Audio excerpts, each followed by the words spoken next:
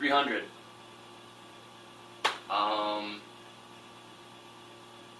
It's 300, and it was $5.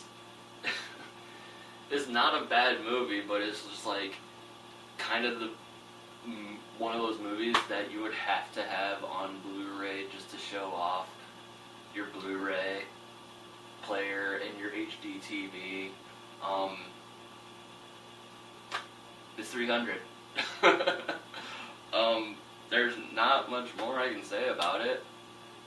It was cheap. It's good to pop in when you're bored. Just like it is like whenever it pops up on TV, you'll find yourself watching it. You're like, oh, whatever. It's cool. I saw it in theaters. I liked it then. It was in theaters. And then, not that I don't dislike it, it's just that it's 300. I'd probably appreciate it more if I had a bigger TV. But whatever. It was $5. It looks good. That's all you can ask for. Kill the Irishman. Kill the Irishman, a movie I didn't even know existed until I watched Cinema Snob's year-end like best of list, and this popped up. And all he had to say was Ray Stevenson and Christopher Walken. Right there, I don't care what it would have been. It could have been like a movie about Africa, or it could have been like a space movie, or it could have been like a Holocaust documentary. If you had put Ray Stevenson and Christopher Walken in those movies, I'm there. But the fact of the matter is, it's a crime movie, and it's an awesome crime movie. Basically, the story behind this is Ray Stevenson it's based on a true story. It's based on a true story from Cleveland where Danny Green, this Irish mobster, I guess. Yeah, I wouldn't say mobster because like he kind of tries to get into the mafia, but the mafia doesn't really respect him. So he just kind of does his own thing. And when the mafia like turns their back on him, he gets revenge in a big way, namely with Irish car bombs. This movie is just Ray Stevenson setting off Irish car bombs, and Vinnie Jones is like one of his sidekicks, and Christopher Walken is in it, and it's just awesome. And the weird thing is about it is like Kill the Irishman did for Cleveland to me what RoboCop did for Detroit. It simultaneously made it look shittier, but made me want to go there.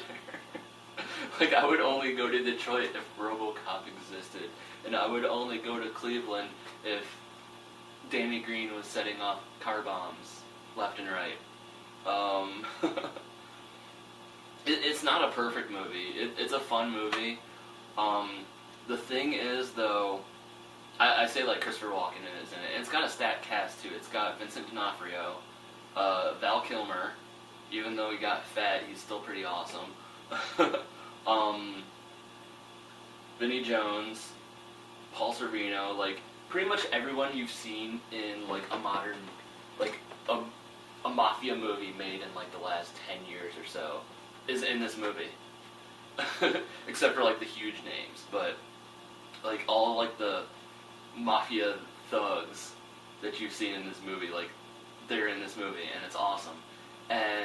But the thing is, like, except for Ray Stevenson, just about everyone in this movie is like they're there, but you don't see them a lot.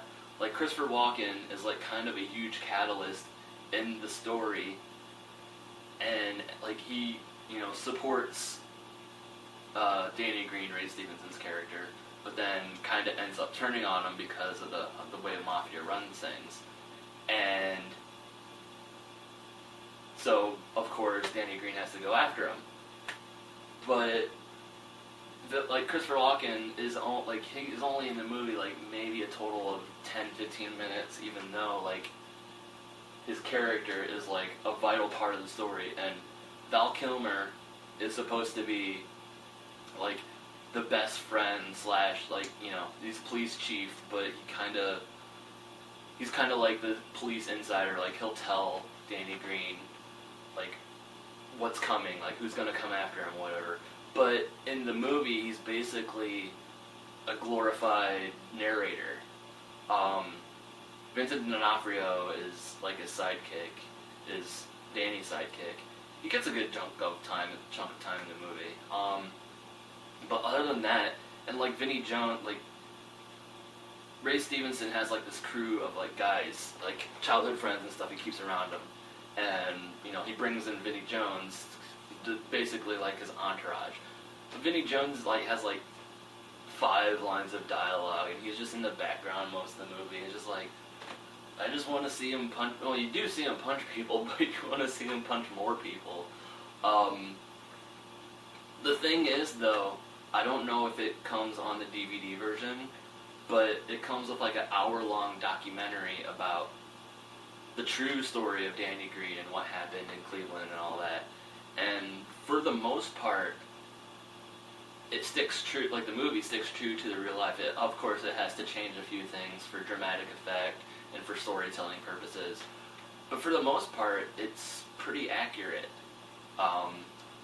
And for the characters that you don't see a lot of, even though they're a big part of the story, it makes for a great companion piece to get like the whole story. And so definitely check that out. I would say, like, you know, rent Kill the Irishman, like get on Netflix, and then see if you can like find a documentary on YouTube or something. If you don't want to get the Blu-ray or whatever.